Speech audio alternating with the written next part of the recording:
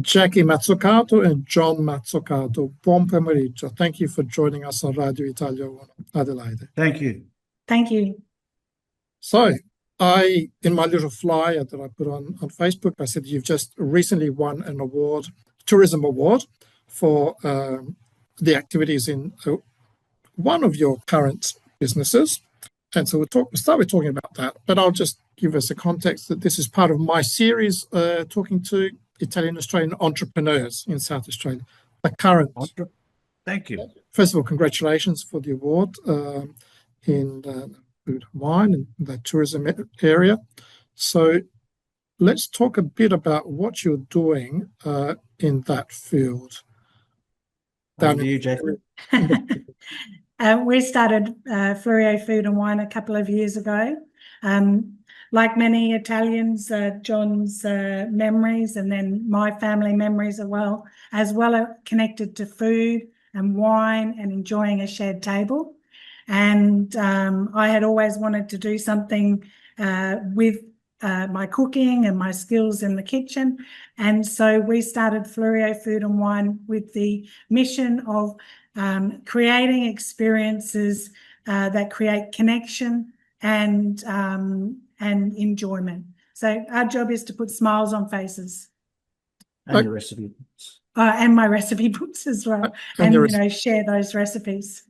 Okay, so what is the actual the business, the product you have? You just mentioned recipe books, but I think you conduct tours. Yeah, so we do. We're a cooking school, but we're a little bit different to a lot of other cooking schools because we're also a tourism business where we travel across 5 different venues across the Fleurieu Peninsula. And we're a mobile cooking school. So, for example, in McLaren Vale, we set up in the atrium there in the tasting rooms, and we'll be there this Sunday running a spice class. At Chapel Hill. Sorry, at Chapel Hill in McLaren Vale. And over the Fleurieu Festival, we set up a 3-day retreat where we stayed and cooked for 3 days, and it was the most wonderful experience of all. We also do classes out of Cut Hill Distillery at Los Phoenix Farm out of Victor Harbour. We stretch mozzarella, which is a lot of fun. And we're doing pasta classes, pasta like Nonna makes, Italian being one of my favourite cuisines, and some of John's family's traditional recipes with a traditional alla panna sauce. And we make pasta at Lot 50, which is a community venue and community space down here in Yankalilla, Normanville. And we also run a steak master class with a guest chef that's come on board from Australian Meat and Livestock, which is sponsored by Thomas Farms, and a sausage making class now, which is our latest edition. And that's been a lot of fun. Over what, 1,200 students over the last 11 months, which is quite an achievement. Yeah, very impressive. And I think Thomas Farms are one of the sponsors of this radio, which is nice. There you go. So just to be precise, it was a Tourism Industry Council South Australia Awards for 2025. That's correct, yeah. Gold for... We won gold in the food tourism category up against Wollonga markets. So there was a little bit of shock on the photos and in our faces because, we're a relatively new business. We haven't been around nearly as long as Wollonga markets, but it shows that, all of the efforts that we're putting in and all of the things that we're building for that connection with people are having a real impact. Oh, it's a lovely area down there, and Wollonga Markets is a lovely experience itself. But that's not the only business you've got running at the moment, right? No, do you want to talk about Deep Creek? We've got the Deep Creek Experiences, which is a 4-wheel drive native food experience that we conduct in Deep Creek. Okay, so 4-wheel drive native food experience. I was trying to absorb that. Let that sink in. That's okay. 4-wheel drive and native food. So basically, I'm the pilota. I drive the guests down to Deep Creek into areas that are only accessible by 4-wheel drives. Okay. Then we go to a number of lookouts, Boat Harbour, and then Tapanapa. And at Tapanapa, that's where I sort of disembark our guests from the 4-wheel drive, and Jackie takes over with the food experience. Jackie's the chef, I'm the driver. So, and that's the whole experience is then, which Jackie will explain, that the native food experience. Obviously, we're aiming for the international tourists in relation to this business, and we are currently in discussion with a number of 52 travel agents in Italy, which are all eager to participate in showing our services to their tourist client.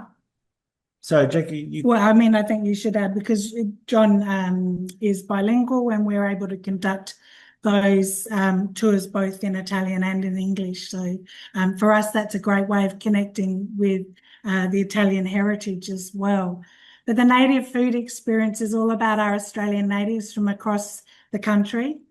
Both what we can get locally here in South Australia and other ones that come from other parts like Queensland. So, we give people a chance to try green ants, which is always a bit of a surprise for people. Cool.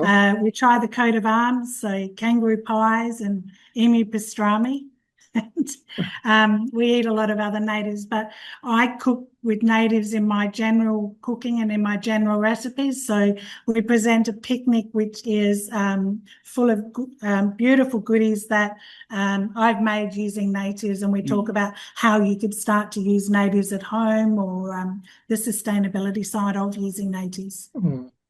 Could you make a ragout with kangaroo, or is it too lean?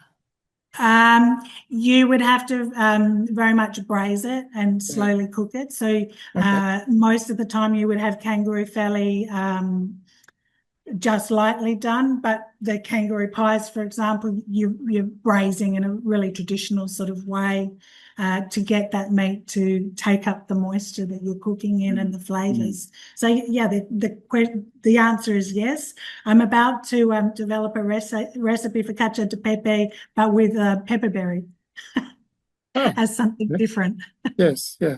Now, actually, we've been talking about food quite a bit, but where's the wine bit in Food and Wine? We visit various destinations, including wineries, and in a number of our higher level classes where we have the lunch, John also does wine tastings in that. And so for the steak masterclass, we serve the Chapel Hill wines, and we match those to the foods that we're eating on that day. We've also run twilight picnics and with live music, and Mother's Day high teas, and all of those involve beautiful glasses of wine as well. Yeah, it's all about experiences. It's all about memorable experiences. And obviously we live in the heart of South Australia, and we are just so fortunate as South Australia to have such a unique offering down here. Obviously, Kangaroo Island is exceptional, and it's funny to find out that a lot of Italians, tourists, come to Kangaroo Island to propose to their girlfriends. Yes. So quite a bizarre sort of, I don't know. It's well, when you mention the tour operators earlier, I know there's a strong knowledge presence of Kangaroo Island.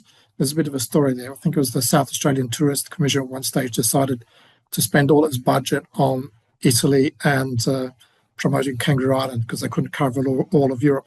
But you have a long association with wine and the wine sector in South Australia. Is that right? Yeah, look, yeah. I mean, my career started in 1980. With a gentleman who's passed away now, Giordano Rossetto, very well respected Italian businessman. We started in October 1980, as I said, called Sky Cellars. We ran that. I ran that and built it up as a monumental business, and departed in 2016. I'm not too sure if it's still operating. Last time I checked, I couldn't find anything, but anyway, that's another matter.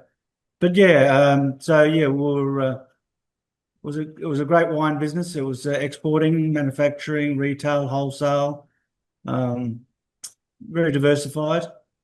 And so did you move down? Because it's from, I don't know, I'm guessing you might have lived From from Adelaide, Sky. yes. Yeah, you moved down to the Fleurieu and we ran started another online wine business during COVID, but you certainly missed the connection you had with your customers. And that was one of John's favourite parts of running Sky, was when customers came to see him, and he'd see generations of families come through and see him. And so with Fleurieu Food and Wine, the intent was to bring that part back to what we were doing, that connection with people. Yes. And when I bring on guests and new guests onto the program, I do a search on the Italian white pages to see if I can find where the name comes from. And Mazzocato is very unusual. It's very, very concentrated. There weren't a lot that I found, but they were all in the Veneto region and around Treviso. Is Yes. that your origins? That is absolutely our origins. Treviso, my father, and my mother was an Arcier, and she come from Montebelluna. Oh, So mum was from Montebelluna, dad was from Treviso. Yeah.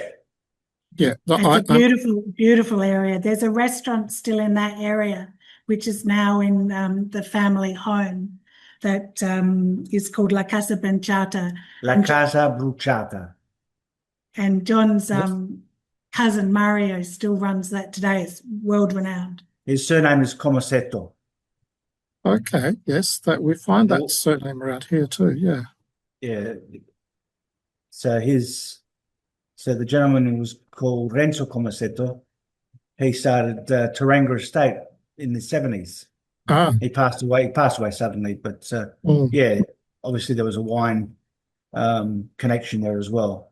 And have you and Jackie, what's your Italianness? He's right here. Il mio marito. I wish. I love Italian cuisine, and I love Italy, and I've always loved the Italian culture. I think the connection that Italians have with their families and generations and food speaks volumes to me. But yeah, my connection is through my husband and through our travels. And your background is where? So I have an Australian mother and an English father. I was born in the UK when my dad was in the RAF. He was out here in the RAF at Edinburgh. RAF being? The Royal Air Force, the English Air Force. And that's when he met my mother. And we came back to Australia when I was 4. And I've been back and forth ever since. Okay, you talked about both countries are lovely, but they don't have a great food culture like Italy does. You've mentioned the ancestral home, the Casa Bruciata. I'm guessing you visited, and it sounds like John does speak Italian. So how does that come about? Where did you pick up your Italian? Well, when I was a kid at home, mum and dad, we only spoke Italian. Yeah. So I caught it then, and I lose a bit now because we don't use it very often. But when we go back to Italy, it doesn't take very long to pick it up again. But basically, the story about La Casa Bruciata, when my father lived in the house during the Second World War, the partisans attacked some general officers, German generals, in front of the house and killed the Germans. I'll get a bit emotional because I always get emotional when I tell this story. And then the Germans came back and burnt the house because they thought the partisans were in the house, but it half burnt down. It's still there, half burnt. Hence, it's called La Casa Bruciata. And it's a very, very popular restaurant. Mario Comasetto. Robert? Mario Comasetto. He runs it. He owns it and runs it, and very, very well respected. We go there when we go to Italy. We always go there, and as always, he greets us like family, as he does. And it's a very emotional visit because we're effectively sitting in John's father's dining room, Yeah. Yes. and where he grew up and lived, and the food is absolutely amazing. The ravioli, you can't tell where the pasta starts and the filling finishes. Quite exceptional. Really exceptional. Yeah. And yeah, it's a really, really wonderful food memory that we both share. Mm. Yeah. And how old were your parents when they came out, John? They came out in 57, I think. Roughly 57. Yeah, from what you've I told me. think so. And you were born here then? Yes, I was born here in 63. Yeah. Congratulations again for the award. Best Yeah. wishes. It sounds like you're doing some really good stuff. The connection with the Italian agents, travel agents, I think has got to be very, very worthwhile. But even, I guess, being open to the local business is interesting because, for example, Chapel Hill that you've mentioned is a lovely spot to visit. Yeah, absolutely. Yeah. And Tapanapa. And all the others. Yes, all of the venues are very, very unique in where they are and what they do. And a lot of our customers, they'll come to different classes, but at different venues as well. Yeah. So it's a real day out. Okay, so now let's, we have to go. Should we close with a song? Would you like to select a song or a singer to? Of course. Andre Bocelli. Perfect Symphony with Ed Sheeran. Oh, yes. Oh, yes. that's a great one. I'm not sure if you'll be able to hear that, but I'll start playing it. And again, thank you. Have a good Yeah, weekend. I know that's you've got a busy weekend, so good work. Yes, we have. 3 classes this weekend. Right. Grazie, Ciao, ciao. Antonio. So, ciao. Arrivederci. Grazie.